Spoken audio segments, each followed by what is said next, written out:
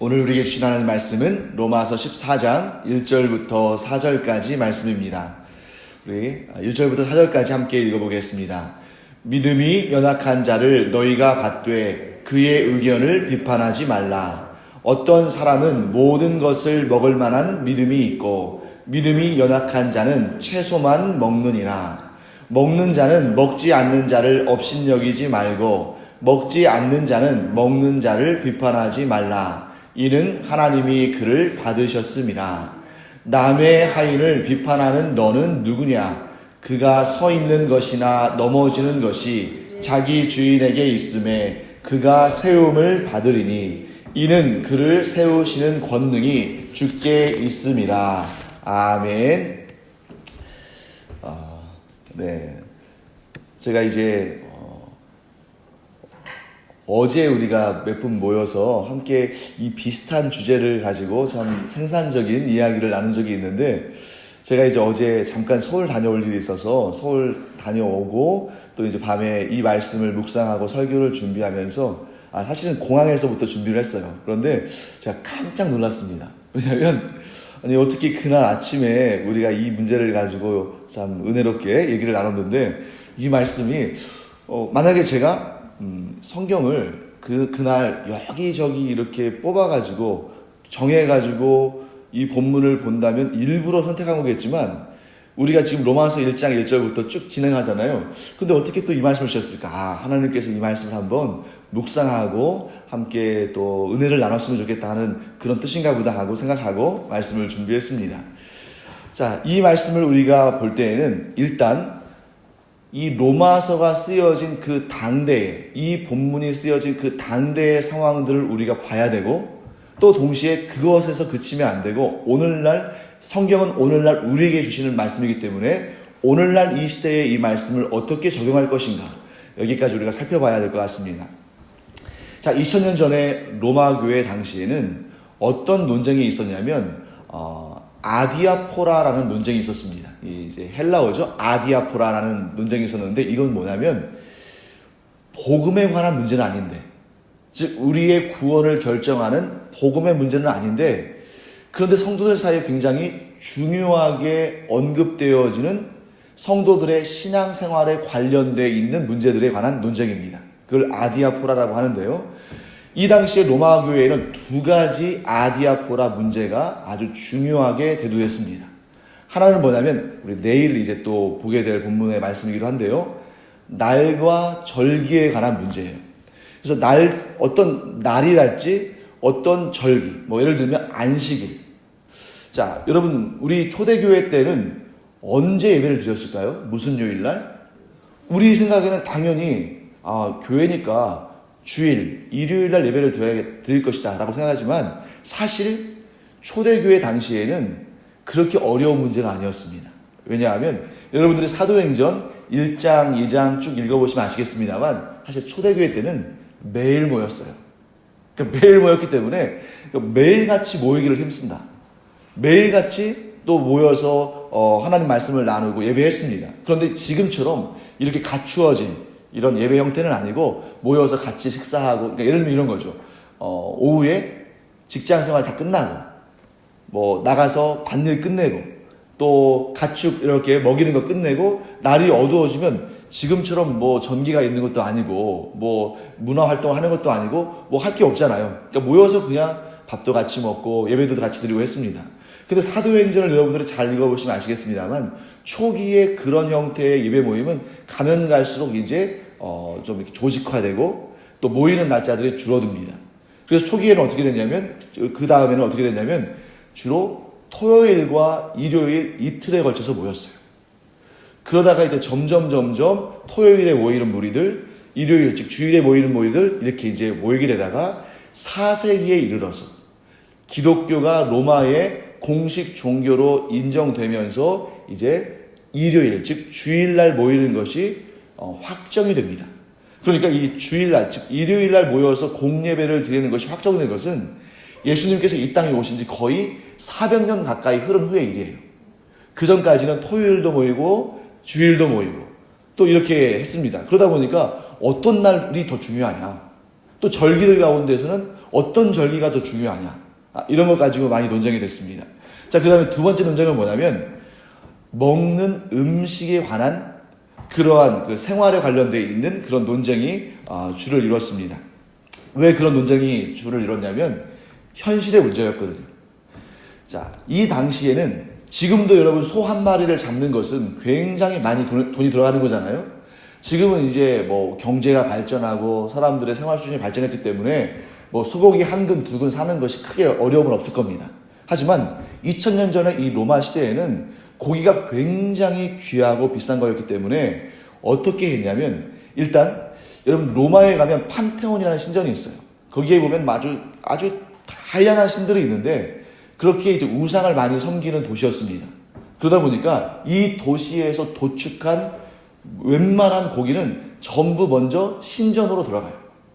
그래서 여러분 그 수많은 신들에게 이게 바쳐진 다음에 그 다음에 그 신전에서 어떻게 경제적으로 그 신전을 유지하냐면 그 고기를 가지고, 고기만 가지고는 안 되잖아요.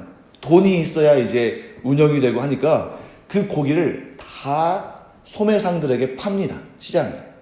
그것이 이제 신전이 유지되는 주요한 경제적인 루트였어요. 그래서 사람들이 고기를 가져다가 제사를 드린다고 내면 그 중에 일부는 태우겠지만 대부분은 그것을 어디다가 시장에 갖다 팝니다. 그래서 일반적인 사람들이 고기를 얻는 루트는 대부분 이런 루트죠. 사람들이 고기를 가져다가 신전에 바치고 신전에서는 그것을 시장에 팔아다가 그것을 자신들의 어떤 운영비로 씁니다. 그러면 여러분, 시장에 있는 고기들의 99%는, 거의 99%, 아닌 것도 있겠지만 거의 100% 가까이 모든 고기는 일단 어떻게 된 고기예요? 우상에게 바쳐진 고기인 거죠. 우상에게 바쳐지지 않고 나오는 고기는 거의 없다고 보면 됩니다. 그러니까 이제 사람들 가운데, 로마 교회 이제 성도들 가운데 이런 논쟁이 벌어졌어요.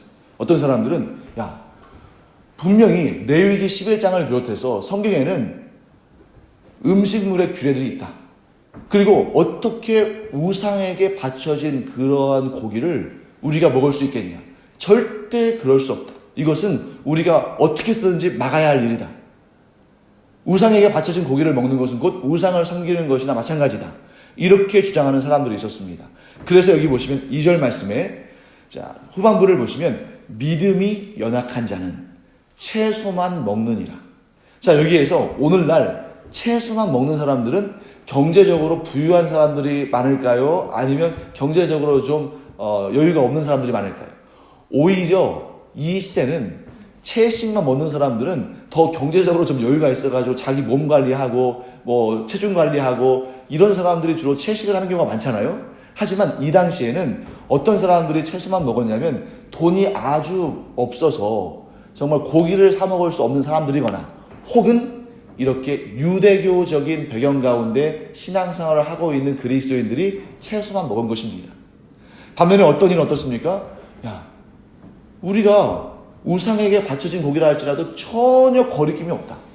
왜냐하면 우상은 그냥 나무를 조각했거나 철을 부어 만든 것이지 우리는 예수 그리스도를 믿기 때문에 모든 것으로부터 자유하다 라고 생각해서 거리낌 없이 고기를 먹는 사람들이 있었습니다. 이 둘 사이에 이렇게 다툼이 있었죠. 그래서 여러분들이 좀 이해하시기 편하시도록 제가 예화를 하나 드리겠습니다. 이것은 실제로 있었던 일은 아닌데 이제 이렇게 한번 각색을 해봤어요. 어느 한 도시에 이 목회자들, 목사님들의 이 모임이 있었습니다. 그래서 모여서 함께 기도하고 말씀도 나누고 또 목회에 필요한 그런 정보들도 주고받고 아주 은혜로운 모임이었어요. 그런데 어떤 목사님이 거기에서 이렇게 얘기를 하나 꺼냈습니다. 자기가 이제 목회하다가 경험한 얘기를 꺼냈는데 그게 뭐냐면 이게 좀 약간 시골에서 목회하는 목사님이었어요. 그래서 처음으로 등록한 할머니가 계셔가지고 성도가 계셔가지고 그 집에 등록 신방을 갔습니다. 그런데 이 할머니가 정말 귀한 것이라고 이렇게 대접을 하는데 그게 뭐였냐면 이 할머니가 손수 만든 막걸리였어요. 그러면서 정말 그분 입장에서는 정말 정성껏 만든 겁니다. 그래서 이거는 내가 정말 좋은 재료로 만들어가지고 약이나 다름없으니까 이거 한 사발 드시라고 이렇게 꺼내놨어요. 자, 그래서 이제 이 목사님이 거기까지 얘기한 겁니다. 그러면 이 막걸리를 먹어야 할 것이냐? 아니면 먹지 말아야 할 것이냐? 그러니까 어떤 목사님들은 그래도 그분이 아직 신앙의 연륜이 없어서 목사님들이 술을 안 마신다는 걸 몰라서 내놓은 거지만 정말 귀한 마음에 사랑을 담아서 내놨는데 그것을 그 면전에서 거절하면 이 할머니가 얼마나 속상하고 얼마나 상처를 느끼는가. 그러니까 이거를 마셔야 한다 라는 목사님들이 있었습니다. 반면에 다른 목사님들은 절대 마셔서는 안 된다. 주의 종들이 거룩하게 몸을 관리하고 분명히 성경에 포도주와 독주를 마시지 않는 그런 나시린의 내용이 나오는데 우리 그리스도인들 중에서도 목사님들은 나시린이니까 절대 술을 마시면 안 된다 라고 이제 주장했습니다. 자, 그러다가 어떻게 됐냐면 이 두 파가 서로 싸우다가 결국 그 모임이 와해되고 사라져 버렸어요. 그 목회자의 모임 자체가 없어져 버렸습니다. 자, 그러면 이 예화의 중심 주제와 교훈은 뭘까요? 막걸리를 마셔야 됩니까? 아니면 그 막걸리를 거절해야 됩니까? 이 예화의 주제는 막걸리를 마셔야 된다 혹은 막걸리를 마시면 안 된다는 것이 아니고 그런 문제로 다투면 안 된다는 거예요. 자, 오늘 이 본문의 주제는 뭐냐면 우상에게 바쳐진 고기를 먹느냐 혹은 우상에게 바쳐진 고기를 먹지 않느냐 이게 주제가 아니고 그것은 하나님은 별로 관심이 없습니다. 이 본문을 통해서 주시는 주요한 주제는 이런 문제로 교회 안에서 다투면 안 된다는 거예요. 이런 문제로 교회 안에서 다투면 누가 제일 좋아합니까? 사탄이 제일 좋아하는 것입니다. 왜? 이런 문제로 말미암아 아까 제가 말씀드렸죠. 헬라어로 아디아포라. 복음에 관한 문제는 아닌데 이게 성도들 가운데 굉장히 중요한 이슈로 다뤄지는 그런 생활의 문제 때문에 서로 다툰다는 거죠. 차라리 여러분 복음의 문제로 다투면 간단합니다. 이단으로 정죄하면 돼요. 그런데 복음의 문제는 아닌데 이게 굉장히 성도들 가운데 주요하게 다뤄진단 말이죠. 그런데 그런 문제로 말미암아 또 논란이 있고 다툼이 있고 분열이 있으면 제일 슬퍼하시는 분은 하나님이시고 제일 좋아하는 존재는 사탄이라는 것입니다. 그래서 여기에서 이렇게 처방을 내립니다. 사도 바울은 어떻게 처방을 내리냐면 3절 말씀이죠. 먹는 자는 먹지 않는 자를 업신여기지 말고 먹지 않는 자는 먹는 자를 비판하지 말라. 이는 하나님이 그를 받으셨습니다. 이것도 참 저는 재밌는 표현이라고 생각해요. 왜냐하면 율법에 이렇게 계시됐기 때문에 그것을 먹지 말아야 한다 하고 정말 그것을 그런 신념을 강하게 갖고 그래서 채소만 먹습니다. 그런 사람이 어떻게 보면 믿음이 강한 것처럼 보이는데 사도 바울은 그런 사람을 뭐라고 표현하냐면 연약하다라고 표현합니다. 이 제약을 받는 거예요. 자유하지 못하는 것입니다. 그런데 그러한 연약한 자를 어떻게 하라고요? 먹는 자는 먹지 않는 자를 업신여기지 말라. 야, 믿음이 그거밖에 안 되냐? 우리의 예수 안에서 예수님이 율법의 모든 요구를 이뤘기 때문에 우리는 예수 안에 거하면 이 율법의 모든 요구를 이룬 것으로 여기심을 받기 때문에 그것으로 인하여서 제약받을 필요가 없다. 그런데 왜 그런 걸 가지고 그것을 극복하지 못하고 그 틀을 깨지 못하고 그렇게 믿음이 연약한 상태에 있느냐? 라고 업신여기지 말라는 것입니다.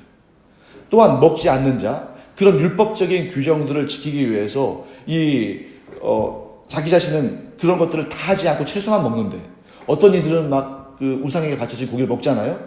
그런 먹는 자를 비판하지 말아라. 그걸 먹는다고 해가지고 큰 문제가 되지 않는데 그걸 자꾸 비판하지 말아라 라고 말하는 것입니다. 그래서 여기에서 우리가 얻을 수 있는 교훈은 뭐냐면 예수님의 말씀이죠. 비판받지 않으려거든 비판하지 말라. 자, 비판받지 않으려거든 비판하지 말라는 말씀도 우리가 굉장히 주의 깊게 살펴봐야 됩니다. 그것은 뭐냐면 비판하는 그 사람에게는 비판이 주어진다는 것인데 제가 이제 그 아침에 이 새벽에 묵상을 하다 보니까 비판하는 자에게 주어지는 세 가지 비판이 있는 거예요. 자, 첫 번째, 비판하는 자에게 주어지는 첫 번째 비판은 뭘까요? 다른 이들이 그를 비판하는 것입니다. 자, 이런 거예요. 내가 누군가를 신앙의 문제로 비판을 했습니다. 그러면 반드시 어떤 비판이 들어오냐면 이런 비판이 들어와요. 당신은 어떻나? 당신은 떳떳하냐? 당신은 잘하고 있느냐? 당신은 어떻고? 당신 자식은 어떻고? 당신의 남편은 어떻고, 당신의 아내는 어떻고, 당신의 집안은 어떻고, 당신의 사업장은 어떠냐, 당신의 직장은 어떠냐. 분명히 이렇게 그 비판을 받은 사람에게서 응수가, 그러한 대응이 나온다는 거죠. 그런데 그것은 작은 것입니다. 두 번째 비판은 뭐냐면, 이건 더 무서운 비판이에요. 자기 자신의 비판입니다. 내가 누군가를 이렇게 측량하고, 내가 누군가를 비판하고, 내가 누군가를 정죄할 때 내 자신이 나 자신을 비판하는 두려운 비판에 처한다는 것입니다. 우리가 다른 사람을 판단하고 다른 사람을 비판하기는 굉장히 쉬워요. 그런데 내가 그 사람을 판단하고 비판한 그 잣대가 동시에 나에게 주어진다는 것입니다. 내가 순간적으로 저 사람에 대해서 이렇게 판단했는데 나를 돌이켜보니까 나도 걸리네. 이런 경우가 너무나 많다는 거예요. 이 비판은 다른 사람이 나를 비판하는 것보다 더 무겁습니다. 내가 내 자신을 판단하고 비판하게 되는 것. 그런데 진짜 무서운 판단은 세 번째죠. 그것은 하나님의 판단입니다. 하나님의 판단이 우리에게 주어지는 것은 감당할 수 없는 거예요. 다른 사람의 비판이나 다른 사람의 판단은 무시하면 됩니다. 또 내 자신을 돌아보는 판단과 비판은 그냥 겸허하게 받아들이고 우리가 고치면 됩니다. 그런데 하나님의 판단은 우리가 감당할 수 없는 것이죠. 그래서 오늘 본문의 말씀의 4절에서 사도 바울은 이렇게 말합니다. 남의 하인을 비판하는 너는 누구냐? 그가 서 있는 것이나 넘어지는 것이 자기 주인에게 있으니 그가 세움을 받으리니 이는 그를 세우시는 권능이 주께 있습니다. 자, 여기서 하인이라는 단어가 나오잖아요. 성경을 여러분들이 보시면 두 개의 단어가 등장합니다. 종이 등장하고 하인이 등장해요. 그런데 이 둘의 차이가 뭐냐? 이 헬라어에는 분명한 구분을 둡니다. 종은 예속된 사람이에요. 그래서 그 종은 자기의 자유가 없는 것입니다. 그래서 그 주인이 죽으라고 하면 죽는 것이고 살라고 하면 사는 거예요. 그런데 하인은 그런 존재가 아니라 어떤 존재냐면 거의 물론 이 주인에게 속해 있는 사람이지만 거의 이 주인에게 가족처럼 여겨지는 사람이고, 그러니까 우리식으로 표현한다면 뭐냐면 청지기. 그리고 우리가 어떤 이제 그 영화나 드라마 같은 걸 보면 종들이 많이 있는데 그 종들을 지시하는 집사가 있잖아요. 이런 존재예요. 그러다 보니까 이제 구약으로 따진다면 엘리에셀 같은, 아브라함에게 있어서 엘리에셀 같은 그런 사람이죠. 그러다 보니까 이 하인은 나름대로 자기의 재산도 있고 자기의 결정권도 있고 주인과 스스럼 없이 대화도 합니다. 우리가 그런 존재라는 거예요. 그런데 누군가가 그러한 성도를 비판하면 그것은 곧 월권 행위라는 것입니다. 왜? 그 사람의, 즉 믿음의 근거를 하나님께 두고 있는 그 사람의 주인은 하나님이시기 때문에 그 사람에게 대한 비판은 곧 하나님에 대한 항명처럼 여기신다는 거죠. 마치 뭐와 같냐면, 여러분 이제 미국에 우리나라가 이제 대사를 파견하잖아요. 또 중국에 대사를 파견하죠. 그러면 이 사람은 직급상으로는 아주 뭐 대통령급은 아닙니다. 하지만 이 사람이 외교적인 관계에 있어서 다른 나라의 국가 원수와 이렇게 만날 때에는 이 대사를 그 나라의, 그 사람의 고국의, 조국의 최고 지도자급으로 대우해 줘야 되는 것입니다. 이런 것처럼 이 하인을 함부로 대하거나 이 하인을 막 책망하거나 이 하인을 정죄하면 곧 이 하인의 주인에 대해서 그렇게 하는 걸로 받아들여진다는 거죠. 그래서 우리는 굉장히 조심해야 됩니다. 우리 교회 안에서 누군가를 판단하거나 비판하고자 하는 마음이 생길 때 우리는 즉각적으로 밸브를 잠궈야 돼요. 어떻게 해요? 내가 저 사람을 비판하는 것이, 저 사람을 판단하는 것이 곧 하나님에 대해서 하는 것이라고 하나님은 판단하시는구나. 왜냐하면 그의 주인이 하나님이시니까. 그럼 우리는 아마 이런 생각할 거예요. 그러면 목사님, 이런 믿음의 문제에 대해서 우리가 분명히 이단도 있을 수 있고 또 어떤 경우에는 신앙에 아주 잘못된 그런 행위를 할 수도 있고, 그럴 때 우리는 전혀 판단도 하지 못하고 비판도 하지 못합니까? 네. 그래서 저는 하나님께서 거기에 대한 중요한 장치를 두셨다고 생각합니다. 교회 안에서 우리가 정죄하고 판단하고 비판할 수 있는 것은 딱 한 가지. 그 기준을 하나님께서 주셨습니다. 그 기준이 뭐냐? 바로 하나님께서 사도신경을 우리에게 주신 거예요. 이 사도신경은 초대교회 때부터 5세기까지 약 400년에서 500년 가까이 걸쳐서 이 초대교회 때부터 이어진 신앙을 정리해서 공식적으로 종교회의에서 확정한 것입니다. 그 확정 자체는 5세기지만 그 내용 자체는 주님께서 가르쳐 주신 그 내용들을 사도들이 정리한 거예요. 그래서 사도신경이라는 이름이 붙었습니다. 그러면 사도신경에서 위배되는 것들, 사도신경의 내용을 위반하는 것들, 그것을 거부하는 것들, 그것을 공격하는 것들은 얼마든지 우리가 비판하고 책망하고 그것에 대해서 공격해야 됩니다. 사도신경의 내용들을 뭐예요? 여러분들 간단하게 살펴보면 성부와 성자와 성령 하나님의 존재를 인정하는 것, 그리고 조금 더 세부적으로 들어간다면 예수 그리스도의 동정적 탄생과 십자가의 죽으심과 부활하심을 인정하는 것, 또 공교회, 이 교회의 존재를 인정하는 것. 왜냐하면 교회의 존재를 인정하지 않고 신앙은 혼자만 하면 된다라는 그런 교회를 무시하고 교회를 그런 파괴하려는 그런 모임들이 있잖아요. 공교회를 인정하는 것. 그리고 마지막으로 천국에서의 영원한 구원을 인정하는 것. 이러한 신앙의 아주 중요한 기본적인 토대를 공격하거나 그것을 파괴하거나 그것을 흐트러뜨리는 일은 교회가 또 온 성도들이 목숨을 걸고 투쟁해야 되는 일이지만 그 외의 문제들, 아까 제가 뭐라고 말씀드렸죠? 아디아포라. 그 외의 문제들에 있어서는 용납하고 받아주는 것이 필요하다. 왜냐하면 교회는 일단 완전한 사람들이 모이는 공동체가 아닙니다. 완전한 사람들이 모여서 교회를 이루려면 어디를 가야 돼요?